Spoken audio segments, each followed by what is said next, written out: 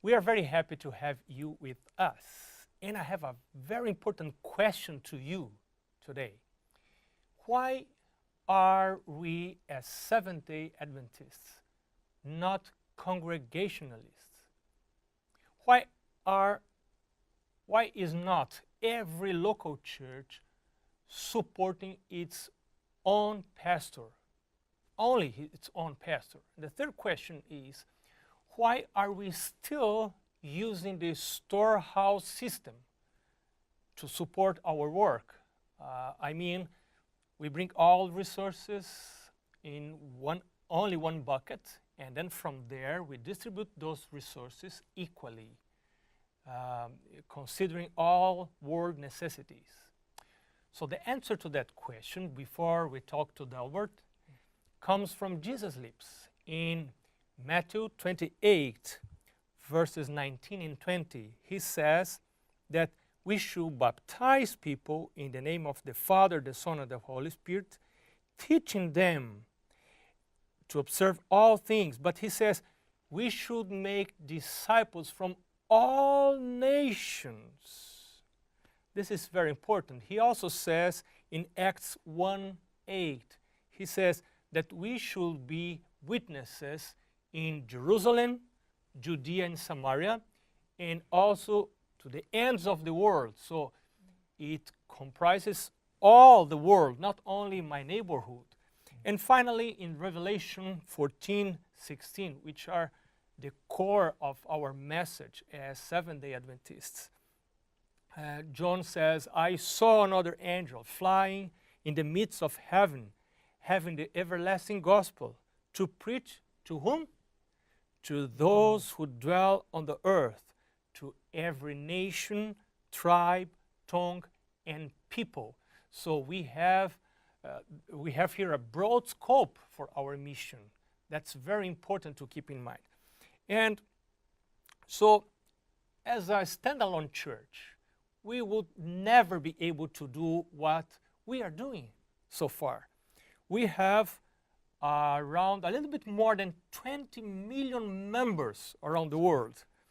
We have a little bit more than 158,000 congregations around the world, with 20,000 pastors around the world, and we are baptizing more or less 1.2 million members every year. This is the average number.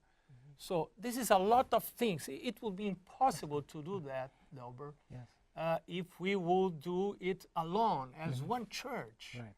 So that's why it's so important for us to do it together. So I am talking to Delbert. Delbert Pearman is a former associate treasurer of the General Conference, and he was also co-director of IPRS, which is the International Personal Resources and Services. He is now the president of the church in Sri Lanka. Right. Thank you for coming and talk to us, Good. Delbert. Delbert, my first question to you is, we all must be missionaries, of course. Yes. All members are called to be missionaries by Jesus. But as a church, we consider, who we consider as missionaries? Well, from the World Church headquarters, we support 5 major mission initiatives around the world, and this is on a global basis. We know that the local church is concerned about the local area and where it ministers, but we have 5 major mission initiatives. One of them is what they call the International Service Employee Program, formerly known as the Missionary Program. These are professional missionaries. They go as pastors, administrators, like you are going. Yes, educators, medical doctors, elder workers, and they would normally go for a 5-year term, and it's renewable, and many of them have done multiple terms. And they receive service credits. They were into the church's retirement plan, and they are full-fledged employees of the Seventh-day Adventist Church. Currently in that group, we have They come from 75 countries, serving in 108 countries around the world. 108 And it countries. is a major undertaking of the World Church, in that the largest portion of the General Conference budget, second to the payroll, is for that mission, to support that mission It's good to program. know that, Yes. the importance we are Yeah. giving to That's correct. missions. Yes. The second initiative we have is what's called the Adventist Volunteer Service. Now, these are individuals who go, and they will go for a shorter period of time. It can be from 2 weeks to 2 years. These are not employees of the church, but those who donate their time, volunteer their So time. my question on that point is, any and every church member Yeah. may take advantage of May that plan? may apply for that, yes, and take advantage. What must I do if I would like to apply for that? Well, on the General Conference website, it would list a link, Adventist Volunteer Services. good. It shares the needs around the world, where they're located, this type of specialization that is needed. Can And- I, for instance, choose a place where I would like to prefer to work? as Oh, a by volunteer? all means, yes, by all means. And these individuals will receive a stipend for their monthly stipend, also housing and others, but they don't receive the service credits and others.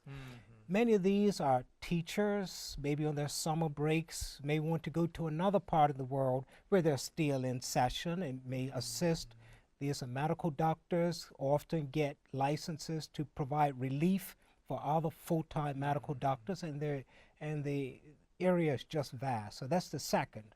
The third initiative is the Global Mission Program.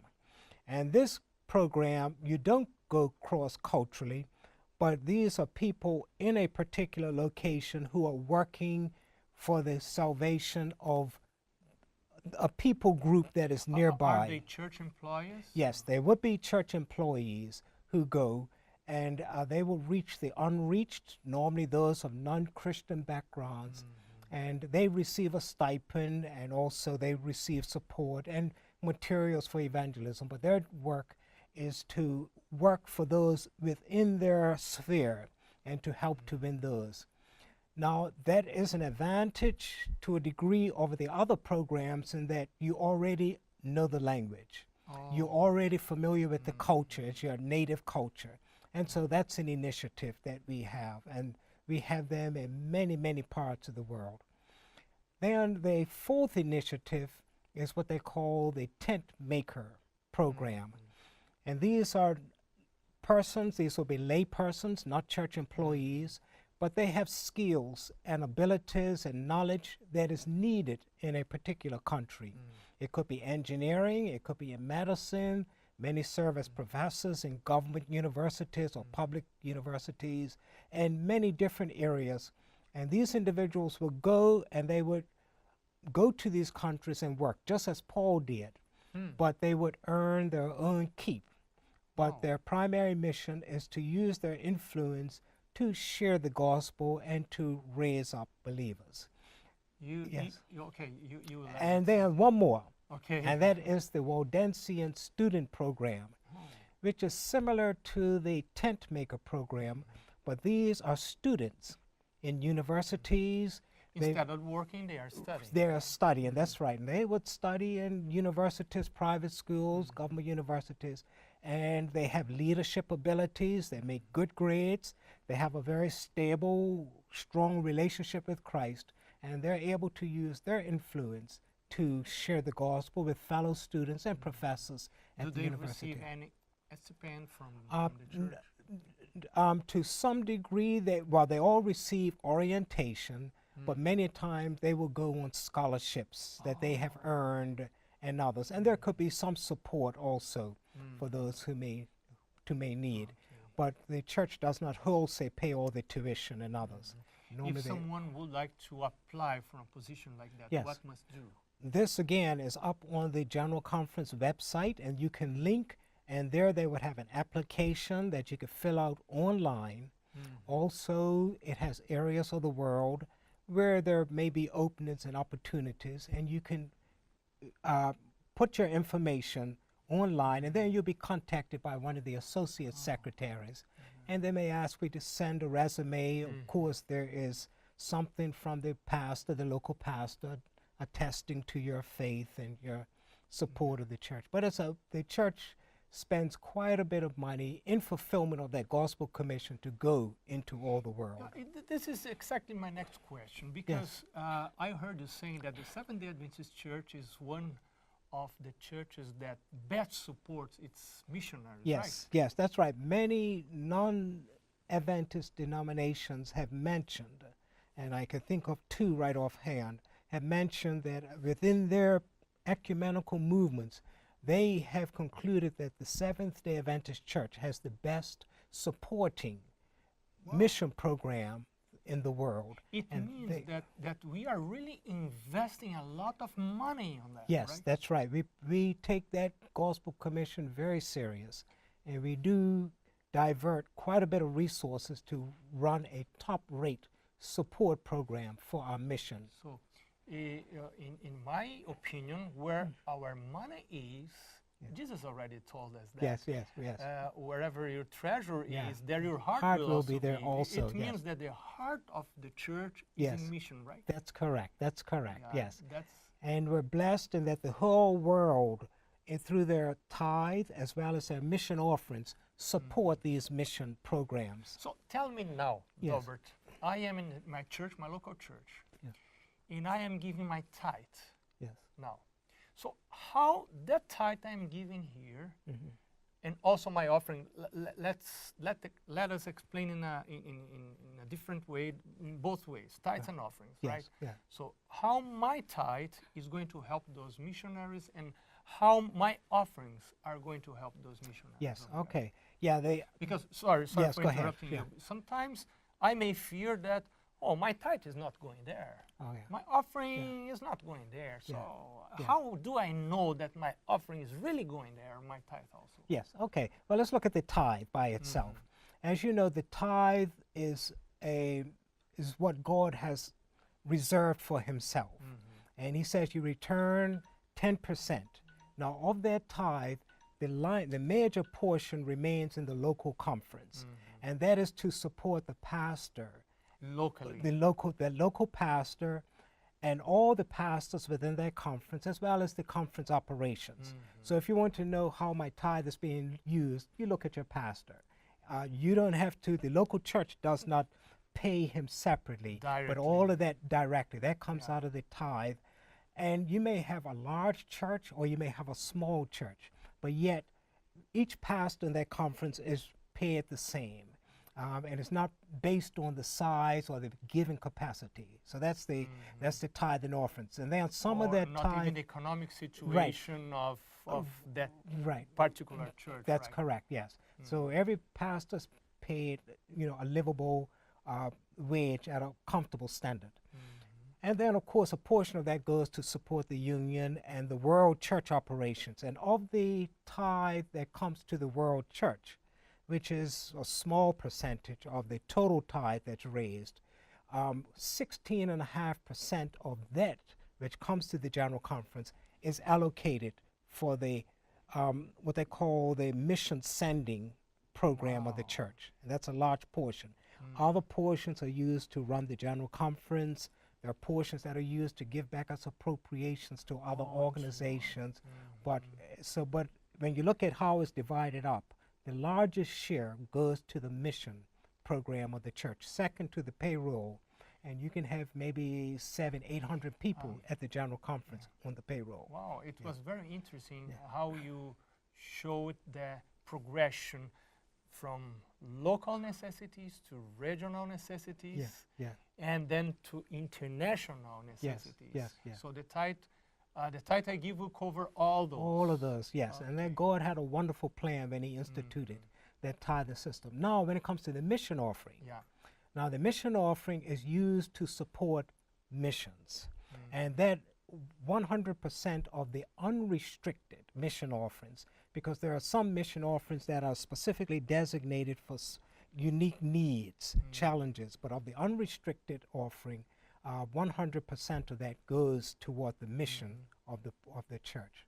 Okay. So it is kept well funded. Okay, we have around the world around 90% of church members under what we call combined offering plan. In yes. this plan, you give your offerings, Yes, yeah. and automatically 60% will stay, or 50 to 60% Yeah. will stay In in the your lo- local church to That's support your correct. local church. That's Then correct.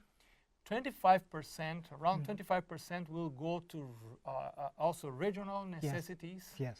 And the other 25% will go right Yeah. to Yes. the GC. G- So what is the difference between the tithe that comes to the GC Mhm. and the offerings that come to the GC? When they come, they are mingled together and they are used Well, for the same purpose? No, they are kept separate.